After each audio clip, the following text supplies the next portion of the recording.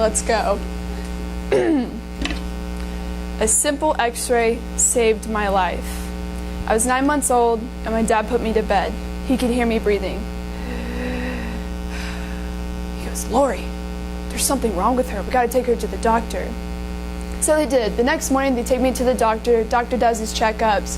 His diagnosis, allergies. "Well, doc, is there anything we can do?" "No, she's too young." "Alrighty then." Take me home. That night again, could hear me breathing.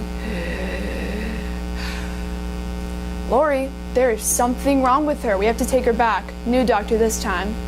So they take me to the new doctor. They told the doctor what the last doctor had said, and she just agreed. "Oh yeah, allergies, definitely that." Well, my parents being the people who they are, they're like, "Well, can we get a specialist to see if this is correct?" So they got a referral to a specialist. Within 4 weeks, they took me to that doctor, and the doctor, the first thing he says, "Did you get an x-ray?" "Well, no." "Well, that's the first thing I would have done."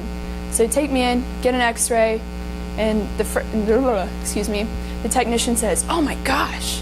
Dad goes, "What?" "Do you see that?" Turns out there was a battery the size of a quarter in my throat.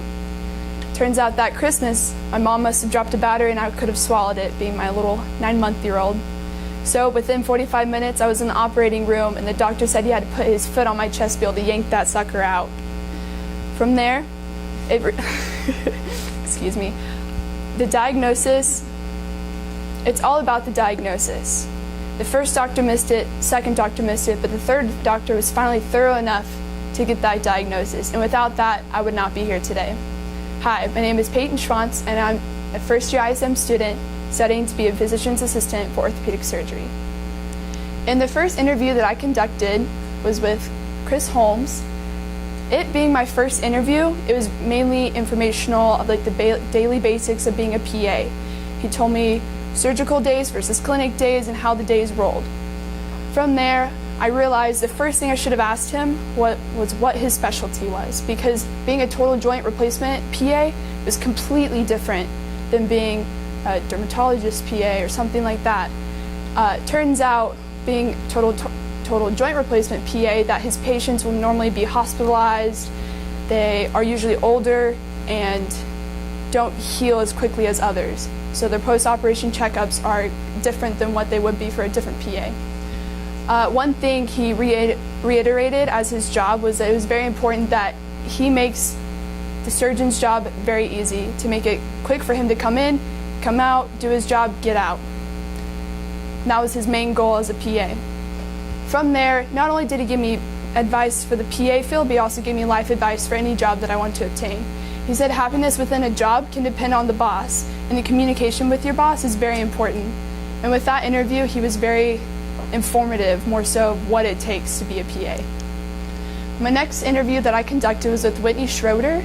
She was more of a sports medicine doctor, or PA, and she worked mainly with like elbows and knees and just sports-related injuries. She was young and new out of college, being only 2 years out of it after graduating. She was able to show me what it was like being new into the field. She said it's very important to have a doctor, or find a doctor that's willing to mentor you and teach you, because being brand new to the PA field, you realize that there's so much you don't know. So it's amazing to find a doctor that is willing to be able to teach you and like guide you along the way. Also, what was unique about her is that she was my first on-call PA that I was able to meet. What that means is that she's able to be called in the middle of the night to work. One thing that was really important about this is that she said for open fractures, which is where the bone is jutting out of the skin, it is important to be able to do immediate surgeries, because in that case, the risk for infection is a lot higher, and the comfort level is very low for that patient. So that's why they want to get those surgeries quick versus like a casual fracture where they can just wait till the next morning. My next interview was conducted with Heather Gerke. She's a neck and spinal surgeon. One thing that that intimidated me a lot about this interview was the fact that she's neck and spinal. I found that very intimidating because it's a lot of liability, and there's a lot of things that can go wrong since that is the center point of the body.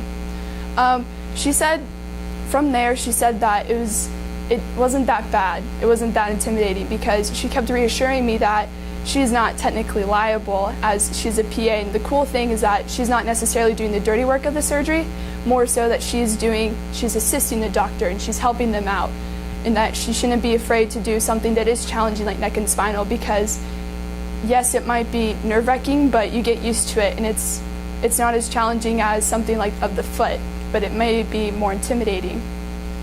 From there, she also went on about the PA programs in like college or graduate school. She told me about the clinical rotations of going through each of the different topics of PA programs. So there's pediatrics, dermatology, orthopedics, things like that, and how each PA is educated to go through each one of those, and that whatever the field they can go into, they can choose. My next interview was conducted with Laura McDonough. She was a foot and ankle PA, and she's been in the field for 30 years. And I found that super impressive and very respectable, as she also said that a lot of her success and job satisfaction comes from how hard her working tendencies were. She said that what you put in is what you get out, and that was very true, as she's able to determine her working days because of how hard she works. She was able to benefit for herself and getting a day off a week.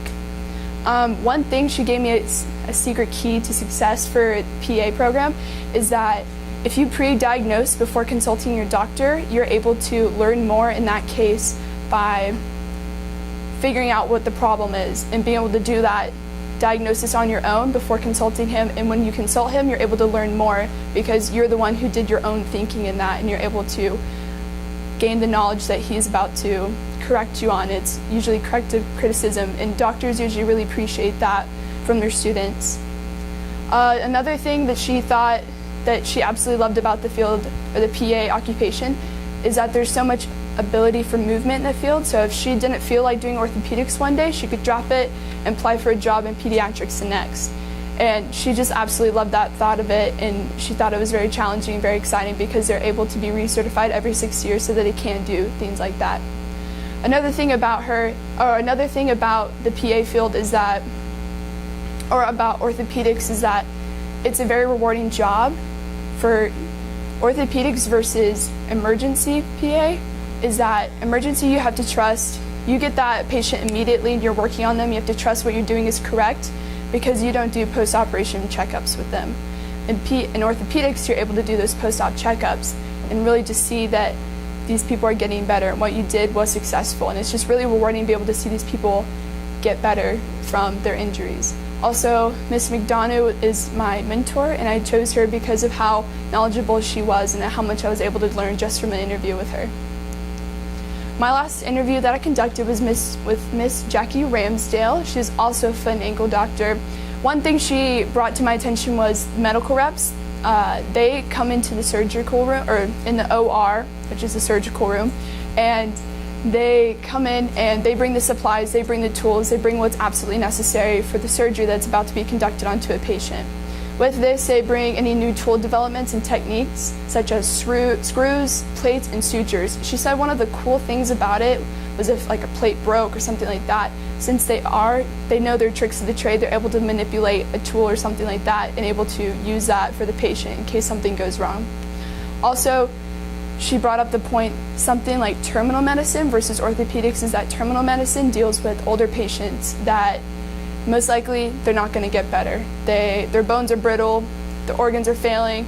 It's just very discouraging to work on them and just kind of see them not motivated to get back into it. With orthopedics, usually it's very active people. They're sometimes younger, depends on the field, but usually they're very motivated in getting back into their daily lives, and that's very rewarding, as they are also thankful for what the doctor is able to do for them. Lastly, with her, it was really interesting to see the fact that PAs are able to pick and choose because they are in high demand for the jobs, and I found that very reassuring. With my research assessments, most of them were based off of, after my interviews, I based most of my research assessments off of what I didn't know. So with that, after my with my interviews, I didn't know the facts of sutures and stitches and why they're very correlated, but I didn't know the specifics. So I had to research that and figure that out. Also, the rotations in PA school, once they started speaking of those, I thought it'd be interesting to see more of the specifics and how that goes about and how students felt about that by looking through blogs. Also, for reconstructive surgeries, how they have to go through different parts of the body to pull out more natural muscles in order to better fix the patient. So with my research assessments, I was really able to just extend my knowledge of what I knew the basics of and just dive in deeper with that.